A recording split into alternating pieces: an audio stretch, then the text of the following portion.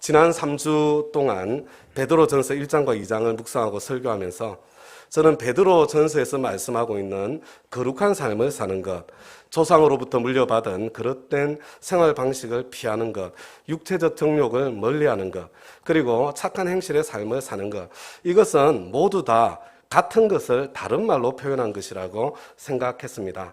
그래서 하나님께서 사도 베드로를 통해 가장 먼저 구체적으로 다루실 만큼 중요한 착한 행실의 대표가 바로 복종이요. 그런 의미에서 우리가 멀리해야 될 육체적 정욕의 대표는 복종을 방해하는 자존심, 자애고 교만이라고 해석했습니다. 교만을 다스리고 순종하고 섬기는 것이 그리스도인의 삶에 있어서 너무나도 중요한 것이기 때문에 세상에서, 일터에서, 가정에서, 구체적인 삶의 현장에서의 복종과 섬김을 반복해서 하나님께서 말씀해주고 있다고 그렇게 이해했었습니다. 그러나 오늘 설교를 준비하면서 베드로전서를 또다시 한번 묵상하다 보니 같은 내용이지만 약간 다르게 정리하는 것이 더 적절할 것 같다는 그런 생각이 들었습니다. 저와 여러분이 이미 구원받은 그리스도인으로서 다른 사람의 구원을 위해서 살아내야 할 거룩한 삶 혹은 착한 행실의 삶은 첫째는 육체적 정욕을 피하는 삶인데 이것은 굳이 더 설명할 필요가 없는 것이어서 부연 설명을 하지 않은 것은 아닐까 그런 생각이 들었습니다. 그리고 둘째는 마음으로부터 자발적인 복종을 통해서 교만을 다스리고 사랑으로 섬기는 것인데 그 복종의 구체적인 현장이 세상이요, 일터요, 그리고 가정이라고 말씀하고 있는 것 같습니다.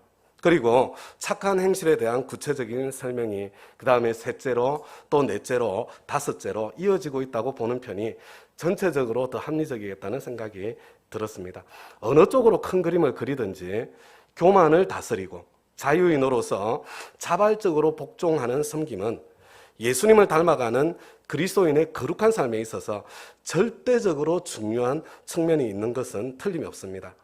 그래서 빌립보서에서도 하나님께서 사도 바울을 통해 저와 여러분에게 너희는 이 마음을 품으라 명령하시면서 그것은 다른 것이 아니라 그리스도 예수의 마음이며 그 마음의 핵심은 부당해 보이는 십자가에 죽기까지 복종하는 순종이었음을 명백하게 보여주고 있는 것입니다. 여러분, 그런 맥락 속에서 베드로전서 3장 1절 말씀을 읽고 묵상했으면 좋겠습니다. 다 같이 한 번 더 읽어보겠습니다. 시작. 아내가 된 이 여러분, 이와 같이 여러분은 자기 남편에게 순복하십시오. 그래야면 비록 말씀에 복종하지 않는 남편일지라도 말을 하지 않고도 아내 여러분의 행실로 말미암아 구원을 얻게 될 것입니다. 아내가 된 이 여러분, 이와 같이 여러분은 자기 남편에게 순복하십시오. 여기 순복이라는 표현은 헬라어 휘포타소라는 단어를 번역한 것입니다. 성경의 여러 번역에서 휘포타소라는 단어는 때로는 순종으로, 때로는 복종으로, 때로는 순복이라는 말로 다양하게 번역되고 있습니다. 우리말로는 느낌이 다 다르지 않습니까? 그런데 원래 헬라어로는 같은 한 단어를 번역한 것입니다. 이것이 번역이 가지고 있는 한계입니다. 휘포타소는 휘포와 타소라는 두 단어의 합성어인데 휘포는 아래라는 뜻을 가지고 있고 타소는 순서 혹은 자리라는 그런 뜻을 가지고 있습니다. 그러니까 이 순복이라는 것은 내 순서, 내 자리를 아래에 두는 것이다. 내 순서, 내 자리가 아래에 있다는 것을 받아들이는 것이다. 이렇게 이해를 해도 될 것 같습니다. 이 구절 때문에 남성들은 너무 좋아하지 않기를 바랍니다. 또한 미혼 여성들은 야, 결혼하지 말아야 되겠구나 그렇게 결심하는 일이 없기를 바랍니다. 그냥 순복하라고 말씀하고 있는 것이 아니라 이와 같이 순복하라고 말씀하고 있기 때문입니다.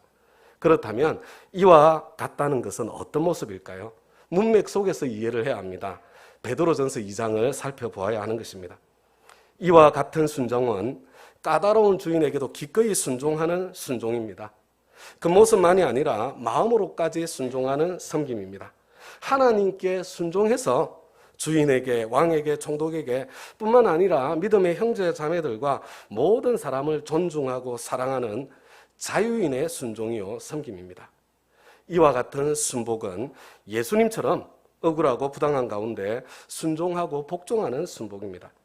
예수님께서 억지로 그렇게 하신 것이 아닙니다. 예수님께서는 하나님을 사랑하는 마음과 저와 여러분을 사랑하는 마음으로 하나님께 순종해서 부당한 상황 속에서도 스스로 기꺼이 십자가를 선택하신 자유인으로서의 순종과 섬김을 보여주셨습니다. 여러분, 그런데 그렇다고 하더라도 어떤 느낌이 드십니까? 한편으로 너무하다, 부당하다, 억울하다 그런 느낌이 들지 않습니까? 그러면 나는 뭐야? 나는 없어지는 거야? 그런 생각이 찾아오지 않습니까? 그런데 우리 그리스도인들은 도대체 무엇을 위해서 이렇게까지 하면서 살아야 하는 것일까요? 우리의 행실로 우리 주위 사람들에게 구원의 문을 열어주기 위해서입니다. 우리를 악하다고 비난하고 공격하는 사람들에게까지 하나님께서 그들을 찾아가 주시는 날에 구원의 은총이 미치도록 해주기 위해서 우리는 그렇게 살아야 되는 겁니다. 그래서 베드로전서 3장 1절에서도 똑같은 내용이 반복됩니다. 여러분 3장 1절의 끝부분을 다시 한번 보세요. 안에 여러분의 행실로 말미암아 구원을 얻게 될 것입니다. 누가 구원을 얻는다는 이야기입니까? 말씀에 복종하지 않는 남편들조차도, 그들조차도 구원을 얻도록 그런 행실의 삶을 살아야 된다는 거예요. 다음 가족 여러분, 어떤 느낌이 드세요? 도대체 구원이 얼마나 중요한 것이기에 예수님께서 그토록 부당하고 끔찍한 십자가를 지셨으며 또 이미 구원받은 저와 여러분에게 동일한 십자가 지는 삶을 스스로 선택하라고 그렇게 말씀하고 계시는 것일까요? 내가 받은 구원이 그렇게 엄청난 것인가? 저와 여러분 자신에게 질문하고 그것을 확인해 보아야 합니다. 구원의 가치를 알지 못하면 한 영혼의 구원을 위해서 십자가 지는 삶을 결코 스스로 선택할 수 없기 때문입니다. 예수님 영접 모임을 하면서 언제나 이런 질문을 합니다. 천국 지옥을 믿지 않는다고 하더라도 만약에 천국도 있고 지옥도 있다고 가정을 해봅시다. 천국 지옥에 대해서 거부감을 가지고 있는 사람도 많고 또 예수님 안 믿는 사람을 대상으로 하고 있기 때문에 가정을 해보자고 그렇게 말하는 것입니다. 오늘 내가 만약에 세상을 떠난다면 나는 천국에 갈 것 같습니까? 지옥에 갈 것 같습니까? 여러분도 한번 스스로 나 자신에게 한번 생각해 보시기 바랍니다. 여러분 이렇게 물어보면요, 과거에는 대부분 지옥이요 이렇게 대답하는 경우가 거의 대부분이었습니다. 그런데 지옥과 천국의 중간점이 있는 것 같아요 이렇게 대답하는 사람들이 점점 늘어나기 시작하더니 여러분 이런 분들은 천국에 간다고 말하기에는 너무 뻔뻔해 보이고 지옥에 간다고 하기에는 내가 무슨 그렇게 나쁜 짓을 했나 그런 생각이 든다는 거죠. 근데 여러분 요즘 젊은이들은 그렇지 않습니다. 요즘 젊은이들은요 거의 대부분 자기는 천국에 간다고 그렇게 대답을 합니다. 근자감의 시대라고 하더니 정말로 그렇게 되었다는 것을 절실하게 느끼게 됩니다. 하나님은 아무도 지옥에 보내지 않을 것이라고 주장하는 사람들이 적지 않게 있습니다. 사랑이신 하나님께서 설마 지옥에 보내기야 하시겠느냐 그런 생각이죠. 저도 정말로 그랬으면 좋겠습니다. 저도 아무도 지옥에 가는 사람이 없었으면 정말 좋겠습니다. 그러나 다음 가족 여러분 한번 생각해 보세요. 정말로 그렇다면 하나님께서 아무도 참 지옥에 보내는 일이 없다면 하나님 아무도 지옥에 안 보내는 거죠. 실제로는 지옥은 하나님께서 보내는 게 아니라 자기 발로 걸어가는 데가 지옥이거든요. 그런데 정말로 아무도 지옥에 가지 않는 것이라면 예수님께서 왜 그런 끔찍한 십자가를 지셨을까요? 초대교회 성도님들은 그리고 그 이후에 수많은 선교사님들은 도대체 왜 무엇을 위해서 복음을 전하려고 그런 끔찍한 고난과 희생의 대가를 치렀을까요? 다 같이 예수님께서 산산수훈의 말씀 중에 하셨던 우리 마태복음 5장 27절부터 30절까지 말씀을 함께 한번 읽어보겠습니다. 시작. 가늠하지 말아라 하고 말한 것을 너희는 들었다. 그러나 나는 너희에게 말한다. 여자를 보고 음욕을 품는 사람은 이미 마음으로 그 여자를 범하였다. 내 오른 눈이 너로 하여금 죄를 짓게 하거든 빼서 내버려라. 신체의 한 부분을 잃는 것이 온 몸이 지옥에 던져지는 것보다 더 낫다.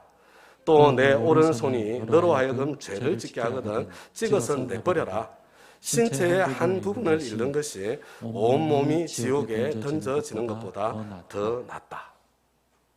사지 멀쩡하게 지옥에 가는 것보다 한쪽 눈을 뽑아버리는 한이 있어도, 한쪽 팔을 찍어버리는 한이 있어도 지옥에 가지 않는 편이 훨씬 더 낫다는 그런 말씀이지 않습니까? 그것도 한 번 말씀하시는 것이 아니라 반복해서 강조해서 말씀해주고 있지 않습니까? 여러분, 예수님께서 지금 농담하고 계시는 겁니까? 아니면 과장법을 쓰고 계시는 것일까요? 아니면 예수님께서 좋은 의도를 가지고 그냥 사람들 착하게 살라고 어리석은 대중을 협박하고 있는 것일까요? 지금 무슨 일이 있어도 절대로 지옥에 가서는 안 된다고, 구원이 그만큼 가치 있고 소중한 것이라고 말씀해주고 있는 것 아니겠습니까? 저와 여러분이 다시 태어나서 하나님의 자녀가 되어서 하나님 아버지 집 천국을 상속하게 되었다는 것은 너무나 엄청나고 놀라운 은총의 사건입니다. 그래서 하나님께서는 사도 베드로를 통해서 저와 여러분에게 이미 구원받은 여러분은 다시 태어나서 그토록 놀라운 구원을 받았고 천국을 상속받을 그날을 기다리며 이 세상에서는 나그네와 그류민으로 살고 있으니까 여러분 주위의 소중한 사람들도 같은 구원을 받을 수 있도록 좀 억울하고 부당할 때도 참고 복종하며 섬기기를 선택하세요. 그것이 예수님께서 저와 여러분을 위해서 이미 해주신 일이요. 저와 여러분은 바로 예수님의 그 십자가 지는 삶을 따라가는 인생으로 초대받은 것입니다. 그 구체적인 순종과 섬김의 현장이 바로 세상이요, 일터요, 가정입니다. 이렇게 저와 여러분에게 말씀해주고 있는 것 아닙니까? 예나 지금이나 먼저 아내가 구원받고 이어서 남편이 구원을 받는 경우가 더 많았던 모양입니다. 여러분, 여기서 아내는요, 구원하는 사람입니다. 구원은 약한 자가 하는 것이 아니라 강한 자가 하는 것입니다. 그래서 우리의 순복과 복종이 어쩔 수 없이 억지로 하는 굴종이 되지 않고 자유인으로서 스스로 기꺼이 순종해주는 섬김이 되어야 한다고 말씀해주고 있는 것입니다. 예수님처럼 하나님께 순종해서 하나님을 위해서 영혼을 구원하기 위해서 자유인으로서 기꺼이 마음으로까지 순종해주는 그런 순종입니다. 자유할 권리가 없어서가 아니라 그 사람의 구원을 위해서 스스로 선택하여 섬기는 것입니다. 이제 1절부터 6절까지 우리 연결해서 한 번에 쭉 읽어보도록 하겠습니다. 시작. 아내가 되니 여러분, 이와 같이 여러분은 자기 남편에게 순복하십시오. 그리하면 비록 말씀에 복종하지 않는 남편일지라도 말을 하지 않고도 아내 여러분의 행실로 말미암아 구원을 얻게 될 것입니다. 그들이 여러분의 경건하고 순결한 행실을 보고 그렇게 될 것입니다. 여러분은 머리를 꾸미며 금붙이를 달거나 옷을 차려입거나 하여 거치장을 하지 말고 썩지 않는 온유하고 정숙한 마음으로 속사람을 단장하도록 하십시오. 그것이 하나님께서 보시기에 값진 것입니다. 전에 하나님께 소망을 두고 살던 거룩한 여자들도 이와 같이 자기를 단장하고 자기 남편에게 순복하였습니다. 사라가 아브라함을 주인이라고 부르면서 그에게 순종하던 것과 같습니다. 여러분은 선을 행하고 아무리 무서운 일에도 두려워하지 않으니 사라의 딸이 된 것입니다. 아내의 순복은 경건하고 순결한 행실의 한 부분입니다. 경건하고 순결한 행실에는 여러분 이것을 다른 말로 하면 그게 거룩이지요. 그게 착한 행실의 삶입니다. 여기에는 사치스러운 거치장이 아니라 속사람을 단장하는 것, 여러분 육체적 정욕을 멀리하는 그런 삶의 한 예가 될 수 있겠죠. 그리고 남편을 존중하고 순종하는 순복이 포함됩니다. 하나님께서는 이러한 경건하고 순결한 행실을 값진 것으로 생각하시고 그것을 기억하시고 갚아주십니다. 우리에게는 하늘에서 받을 상이 기다리고 있습니다. 하나님께 소망을 두고 사는 여성들은 기꺼이 이러한 삶을 선택하며 살아왔습니다. 그러나 이미 구원받은 남편 여러분, 순복받는 것이 남편으로서의 권리가 아닙니다. 하나님의 말씀을 들으시기 바랍니다.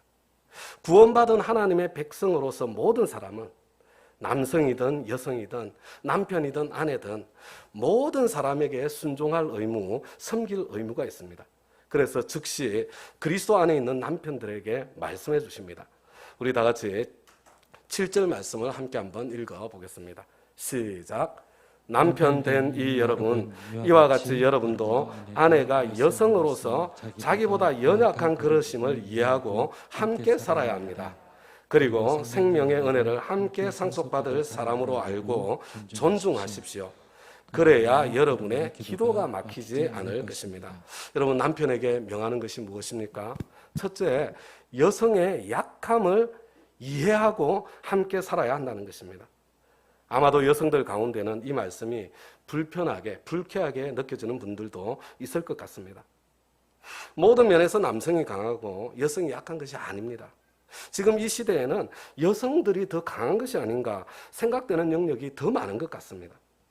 그러나 과거 시대적인 상황을 고려하면 체력이 생존을 위해서 절대적으로 중요한 요소였고, 체력적인 면에서 여성들이 일반적으로 약한 것을 이해하고 배려하고 섬기라는 말씀으로 받아들여야 마땅할 것입니다.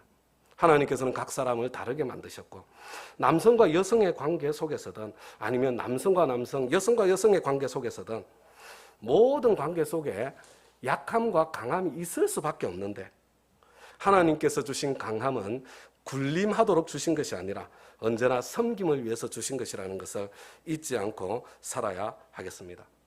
그리고 두 번째로 생명의 은혜를 함께 상속받을 사람으로 알고 존중하라고 말씀하십니다. 여러분, 생명의 은혜가 무엇일까요? 자녀일 수도 있고 구원일 수도 있고 상급일 수도 있을 것 같습니다. 그런데 지금 그게 중요한 게 아니에요. 그것이 무엇이든 부부는 한 몸이요 한 팀으로 그것을 상속받을 것입니다. 하나님께서는 유업을 주실 때 부부를 각각 개인이 아니라 한 팀으로 바라보신다는 말씀입니다. 여러분, 2인 삼각이라는 그런 게임이 있지 않습니까? 두 사람이 나란히 서서 이 가운데 있는 두 다리를 묶으면 두 사람이 세 개의 다리를 가진 것처럼 됩니다. 그리고 달리기 경주를 하는 거죠. 여러분, 2인 삼각 경기를 할 때 누구의 역할이 더 중요합니까? 두 사람의 역할이 다 중요하지만 제가 보기에는 빠른 사람의 역할이 더 중요한 것 같습니다. 느린 사람의 최고 속도가 그 팀의 속도를 결정할 것입니다. 빠른 사람은 느린 사람이 최고의 속도를 낼 수 있도록 배려하고 도와주고 섬겨야 합니다.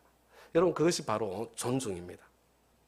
아내의 섬김이 순종으로 나타나야 한다면 남편의 섬김은 배려와 존중으로 나타나야 합니다. 그런데 남편과 아내가 서로 이렇게 순종하고 배려하고 존중함으로 서로 섬기는 노력을 해야 되는 이유가 무엇입니까? 놀랍게도 기도가 막히지 않도록 하기 위해서라고 말씀해 주십니다. 그리스도인의 삶에 기도가 얼마나 중요한 것인지 그것을 보여주는 것 같습니다. 부부가 싸우고 다투면 기도가 막힙니다.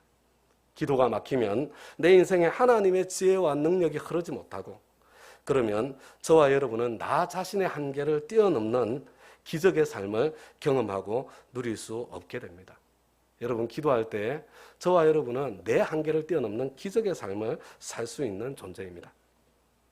우리 계속해서 이어지는 말씀 8절부터 11절까지 말씀 우리 다 같이 한번 읽어보겠습니다. 시작. 마지막으로 말합니다. 여러분은 모두 한 마음을 품으며 서로 동정하며 서로 자비로우며 겸손하십시오. 악을 악으로 갚거나 모욕을 모욕으로 갚지 말고 복을 빌어 주십시오. 여러분으로 하여금 복을 상속받게 하시려고 하나님께서 여러분을 부르셨습니다. 생명을 사랑하고 좋은 날을 보려고 하는 사람은 혀를 다스려 악한 말을 하지 못하게 하며 입술을 닫아서 거짓말을 하지 못하게 하여라. 악에서 떠나 선을 행하며 평화를 추구하며 그것을 쫓아라. 여러분, 마지막으로 말합니다. 우리 8절에 그렇게 돼 있죠. 여러분, 목사님이 설교를 하면서 마지막으로 이렇게 말해놓고는 설교가 끝나지 않고 계속해서 이어지면 쏘갔구나 그런 느낌이 들지 않습니까? 그런데 가만히 보니까 성경도 그렇게 하고 있네요. 여러분 이제 베드로전서가 막 절반을 넘어가고 있는 거예요. 아직 반이나 더 남아 있는데 지금 마지막으로 말씀하신다고 그렇게 말하고 있습니다. 그러니까 여러분 혹시 목사님이 설교할 때 마지막으로 이렇게 이야기해 놓고 설교가 더 길어져도 쏘갔다고 생각하시면 안 됩니다. 여러분 그게 성경적인 것입니다. 그런데 지금 마지막으로 뭐 하라는 말씀입니까? 여러분은 모두 한 마음을 품으며 서로 동정하며 서로 사랑하며 자비로우며 겸손하십시오. 악을 악으로 갚거나 모욕을 모욕으로 갚지 말고 복을 빌어주십시오. 혀를 다스려 악한 말을 하지 말고 입술을 닫아서 거짓말을 하지 말아야 합니다. 악에서 떠나 선을 행하며 평화를 추구하고 평화를 좇아야 합니다. 여러분 이 모든 것을 한마디로 요약하면 뭐라고 하면 좋겠습니까? 여러분 이런 것들은 누가 가르쳐주지 않아도 누구나 다 알고 있는 미덕 아닙니까? 상식대로 살고 양심대로 살면 이렇게 살게 되어 있지 않던가요? 그러니까 이미 구원받은 그리스도인들은 다른 사람들의 구원을 위해서 착한 행실의 삶, 거룩한 삶을 살아야 하는데 여러분 첫째는 육체적 정욕을 피하는 것입니다. 이것은 소극적인 측면이죠. 둘째는 섬기는 삶이에요. 하나님께 순종해서 좀 억울해도 좀 손해보는 것 같아도 스스로 선택해서 마음으로까지 순종해 주는 십자가를 지는 섬김이죠. 그리고 셋째로 소극적으로 육체적 정욕을 피하는 삶을 넘어서 적극적으로 상식대로 양심대로 누구나 다 인정하는 미덕을 실천하는 삶을 살라는 것입니다. 우리는 어떻게 이런 삶을 살 수 있습니까? 왜 우리는 이런 삶을 살아야 하나요? 우리 다 같이 12절부터 14절까지 말씀을 함께 한번 읽어보겠습니다. 시작. 주님의 눈은 의인들을 굽어보시고 주님의 귀는 그들의 간구를 들으신다. 그러나 주님은 악을 행하는 자들에게서는 얼굴을 돌리신다. 그러므로 여러분이 열심으로 선한 일을 하면 누가 여러분을 해치겠습니까? 그러나 정의를 위하여 고난을 받으면 여러분은 복이 있습니다. 그들의 위협을 무서워하지 말며 흔들리지 마십시오. 하나님께서 보시고 계시기 때문입니다. 인생은 하나님의 시선 앞에 있기 때문입니다. 하나님께서는 악을 행하는 사람에게서 얼굴을 돌리시고 의인들이 정의를 위해서 고난을 받으면 그것을 반드시 복으로 갚아주시기 때문입니다. 그렇기 때문에 부당하게 나를 괴롭히는 사람이 있어도 설사 그것이 부당한 죽음에까지 이른다 하더라도 두려워하거나 흔들릴 필요가 없습니다. 하나님께서 살아계시기 때문에 끝까지 육신의 정욕을 피하고 부당한 가운데서도 순종하고 섬기며 미덕의 삶을 적극적으로 선택하기를 멈추지 말아야 합니다. 그러면 그 길에 우리 주변의 사람들에게 구원의 문이 열리게 될 것입니다. 계속해서 베드로전서 3장 15절과 16절 말씀, 저와 여러분이 너무나 잘 알고 있는 말씀 다 함께 읽겠습니다. 시작.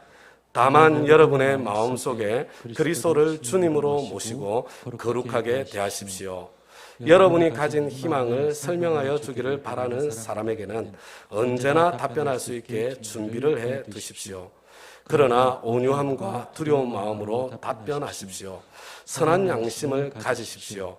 그리하면 그리스도 안에서 행하는 여러분의 선한 행실을 욕하는 사람들이 여러분을 헐뜯는 그 일로 부끄러움을 당하게 될 것입니다. 저와 여러분이 예수님을 주님으로 모시고 거룩한 삶을 살면, 다른 말로 착한 행실의 삶을 살면, 다른 말로 해서요, 첫 번째 육체적 정욕을 피하고 둘째로 좀 억울해도 순종의 삶, 섬김의 삶으로 선으로 악을 이기기를 택하며 셋째로 상식과 양심을 따라 미덕을 적극적으로 추구하며 살면, 여러분 이렇게 사는 게 거룩한 삶을 사는 거예요. 그렇게 거룩한 삶을 살아가면 주변 사람들은 그리스도인들이 왜 그렇게 사는지 질문하지 않을 수 없게 되는데, 그때 대답할 말을 잘 준비하고 있다가 온유와 두려움으로 대답을 해주면 하나님께서 주시는 기회를 놓치지 않고 복음을 전할 수 있게 될 것이고, 저와 여러분을 오해하고 비난하고 공격하는 사람들에게조차도 구원의 기회가 주어지게 될 것입니다. 만약에 그럼에도 불구하고 그들이 복음을 거절한다면 결국 그들은 하나님 앞에서 부끄러움을 당하게 되지 않겠습니까? 이제 오늘 마지막으로 우리 17절과 18절 말씀 같이 한번 읽도록 하겠습니다. 시작. 하나님께서 바라시는 뜻이라면 선을 행하다가 고난을 받는 것이 악을 행하다가 고난을 받는 것보다 낫습니다. 그리스도께서도 죄를 사하시려고 단 한 번 죽으셨습니다. 곧 의인이 불의한 사람을 위하여 죽으신 것입니다. 그것은 그가 육으로는 죽임을 당하시고 영으로는 살리심을 받으셔서 여러분을 하나님 앞으로 인도하시려는 것입니다. 다음 가족 여러분, 하나님께 순종하는 삶을 산다고 고난이 없는 것이 아닙니다. 인생에는 고난이 가득 차 있습니다. 이래도 고난이요, 저래도 고난인 것이 인생입니다. 이 길로 가도 고난이고 저 길로 가도 고난이라면 하나님의 뜻대로 선을 행하며 살다가 고난받는 것이 더 낫지 않겠습니까? 저와 여러분의 구원을 위해서, 의인으로서 불의한 저와 여러분을 위해서 십자가에서 죽어주신 예수님께서 선을 행함으로 고난을 받는 그 삶을, 그 길을 먼저 걸어주셨고 저와 여러분을 동일한 십자가의 길로 불러주셨습니다. 우리 주님께서 부활하신 것처럼 저와 여러분에게도 부활의 영광이 기다리고 있습니다. 이제 제가 전체를 통틀어서 오늘 설교를 마무리하겠습니다. 베드로전서에는 구원이라는 단어가 정말 많이 등장합니다. 구원이 특별하게 강조되고 있는 성경이 베드로전서입니다. 1장에서는 우리 각 사람의 다시 태어남, 즉 우리 자신의 구원에 대해서 말씀해 주고 있고 2장과 3장은 다른 사람의 구원을 위해서 이미 구원받은 그리스도인으로서 저와 여러분이 살아내야 할 착한 행실, 거룩한 삶을 구체적으로 가르쳐주고 있습니다. 먼저 구원받은 그리스도인들에게 요청되는 거룩한 삶, 착한 행실의 삶의 구체적인 모습이 무엇입니까? 첫 번째, 육체적 정욕을 피하고, 그리고 상식적이고 보편적인 미덕을 따르는 삶. 여러분, 이 두 가지는요, 어떤 종교에서든지, 그리고 종교가 있든지 없든지 누구나 추구해야 될 마땅한 삶의 양식이 아닙니까? 그런데 그리스도인에게는요, 정말로 중요한 한 가지가 더해지는 것 같습니다. 바로 십자가를 지는 삶, 섬기는 삶입니다. 좀 억울해 보여도, 좀 손해보는 것 같아도 스스로 선택해서 마음으로까지 순종해주는 십자가를 지는 섬김의 삶입니다. 이것이 얼마나 중요한 것인지 구체적으로 세상에서, 일터에서, 그리고 가정에서 그렇게 살아야 된다고 반복해서 자세한 안내까지 더해주고 있습니다. 베드로전서는 예수님의 십자가가 바로 그 삶의 모델이요, 저와 여러분을 향한 초대요, 저와 여러분은 바로 그런 삶을 살도록 부르심을 받았다고 선언합니다. 다음 가족 여러분, 세상은 조금이라도 억울한 일을 당하면, 조금이라도 부당하다고 생각되면 너 참지 마, 너 가만히 있으면 안 돼, 너 싸워야 돼, 정당한 권리를 찾아야지, 참는다는 것은 바보 같은 짓이야. 여러분, 그렇게 말합니다. 그러나 하나님께서는 부당하고 억울한 일을 당했을 때, 바로 그때, 그런 때야말로 내가 너희에게 주는 기회야. 억울할 때, 부당하다고 느낄 때에 바로 그때 참고 인내하는 거야. 나를 바라보고 기다리는 거지. 여러분, 하나님 그렇게 말씀해 주시는 거예요. 그런데 도대체 무엇을 위해서 우리가 그렇게 살아야 됩니까? 야고보서는 그때 예수를 닮는 성장이 이루어지기 때문이라고 설명을 해줬고요. 베드로전서는 그때 타인의 구원의 문이 열리기 때문이라고 말씀해주고 있는 것입니다. 여러분, 우리가 그렇게 살아야 되는 이유, 타인의 구원을 위해서입니다. 구원이라는 것이 그만큼 소중하고 가치 있는 것이기 때문입니다. 영혼 구원하는 전도 부담스럽고 어렵게 느껴지지 않습니까? 괜히 내가 말을 꺼냈다가 핀잔을 받거나 무시를 당하면 가족이나 직장 동료처럼 가까운 관계일수록 다시 복음 전하기가 정말로 어려워집니다. 베드로전서의 지혜를 따라 전도해야 하겠습니다. 말씀의 지혜를 따라 영혼 구원할 줄 알아야 되겠습니다. 나에게 먼저 질문해 오면 그것에 대답하는 것은 쉽습니다. 먼저 나에게 소망에 대한 이유가 있어야 하겠습니다. 대답할 말이 있어야 되겠습니다. 제일 잘 대답할 수 있도록 준비가 되어 있어야 하겠습니다. 구원의 기쁨, 감격, 구원의 확신 여러분에게 있습니까? 여러분, 이것이 없으면 다음 단계로 넘어갈 수가 없어요. 구원의 기쁨, 구원의 감격, 구원의 확신이 없다면 여러분, 생명의 삶으로, 예수님 영전 모임으로 또 한 번 초대합니다. 만약에 있으신 분들은요, 언제든지 말할 수 있도록 나의 구원 간증을 준비하시기 바랍니다. 내가 정말 세상을 거슬러서 예수를 따라가는 그 이유를 한번 적어보시기 바랍니다. 여러분, 그 다음에 둘째로요, 나에게 질문하지 않을 수 없는 삶을 살아야겠습니다. 거룩한 삶을 살아야 합니다. 육체적 정욕을 멀리해야 합니다. 성적 욕망을 따라 방탕하게 사는 삶, 예수 믿는 사람 중에도 많이 있습니다. 이 자리에도 있을는지 몰라요.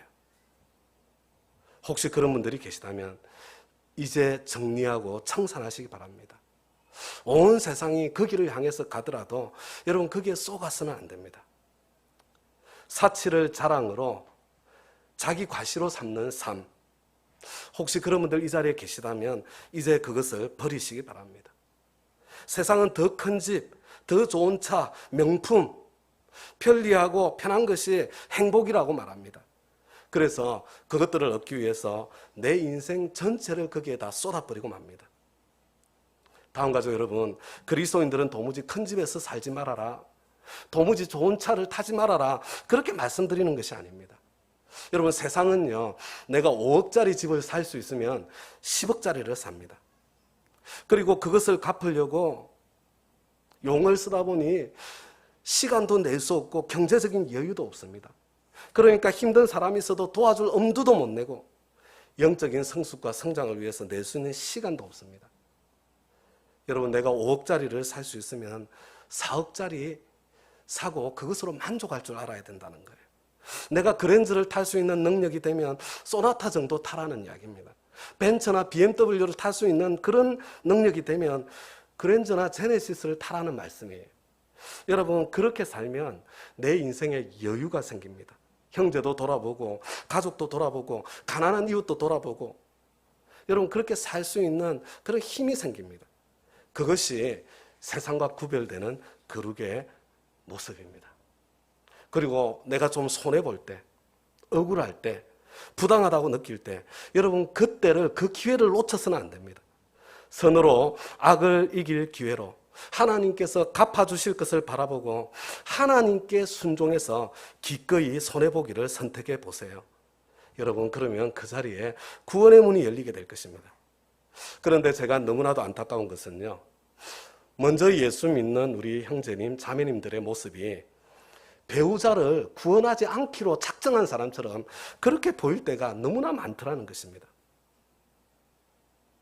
구원받지 못한 남편이, 구원받지 못한 아내가 까다롭고 부당해 보일 때가 있는데, 그때야말로 하나님께서 주신 기회인데, 모욕을 모욕으로 갚지 않고 선으로 악을 이겨야 되는데, 싸나운 복수와 공격으로 그 소중한 기회를 산산이 날려버리는 그런 모습을 너무나 자주 보게 되더라는 것입니다.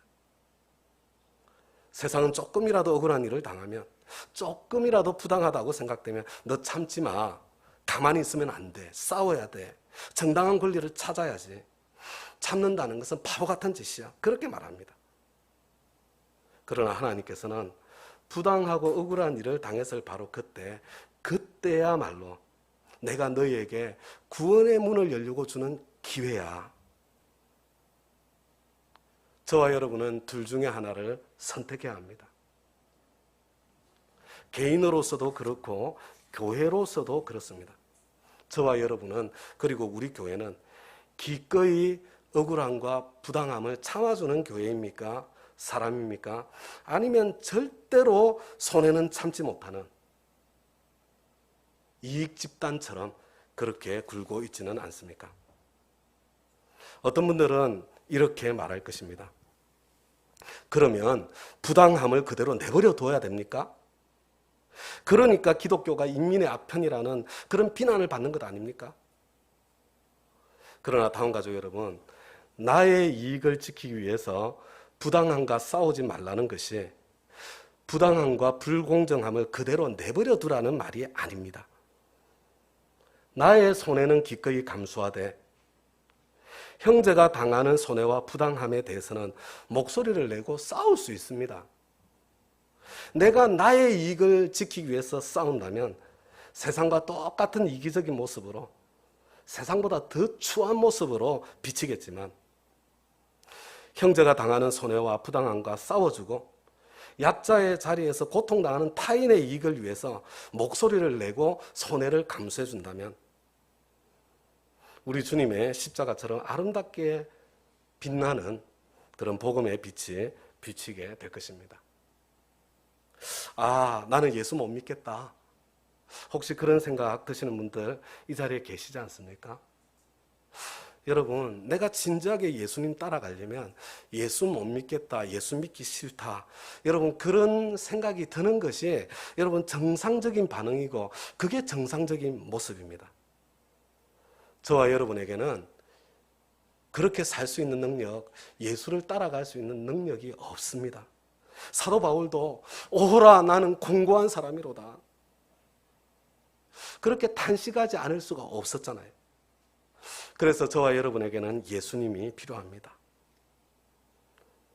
예수님 잘 믿는 것처럼 하는 위선을 먼저 벗어버리시기 바랍니다. 여러분, 나의 약함과 나의 아픔, 나의 절망을 여러분 먼저 보여주시고 하나님 앞에 토하시기 바랍니다. 그래야 하나님 앞에 기도할 수 있습니다. 그리고 하나님께서 도와주실 때 하나님의 도우심으로 힘주시는 만큼 조금씩 한번 순종의 발걸음을 내디뎌 보세요. 내 힘으로 하려고 하면 안 됩니다. 내 힘으로 하다가는요, 얼마 못 가서 폭발하고 맙니다. 그러나 내가 내 힘으로 안 된다는 것 인정하고 성령님의 도우심을 참 구하면서 그 도우심으로 한 걸음 한 걸음 나아가면 여러분 신기하게도 되기 시작하는 것을 경험할 것입니다. 그리고 때때로 실패할 때가 있겠지만 그것 때문에 폭발하지는 않습니다. 왜냐하면요, 여러분 안 되는 것은 너무나도 당연한 것이고 만약에 된다면 된 것은 내가 한 것이 아니라 하나님의 은혜로 된 것이기 때문에 그렇습니다. 이제 우리 다 함께 자리에서 일어나셔서 우리 하나님 앞에 함께 찬양했으면 좋겠습니다. 내가 받은 구원이 얼마나 엄청난 것인지 그것을 가슴으로 깨닫고 느끼게 해주세요. 그리고 그 소중한 구원을 주변 사람들에게 선물해 줄 수 있도록 억울하고 부당하다고 느껴질 때 바로 그때를 구원의 기회로 삼겠습니다. 그것을 넘어 성장할 기회, 예수 더 닮을 기회, 주님의 거룩함을 배우고 알고 누리는 기회로 삼겠습니다. 그런 마음과 기도를 담아서 주님의 마음을 본받는 자 우리 하나님 앞에 함께 찬양하겠습니다.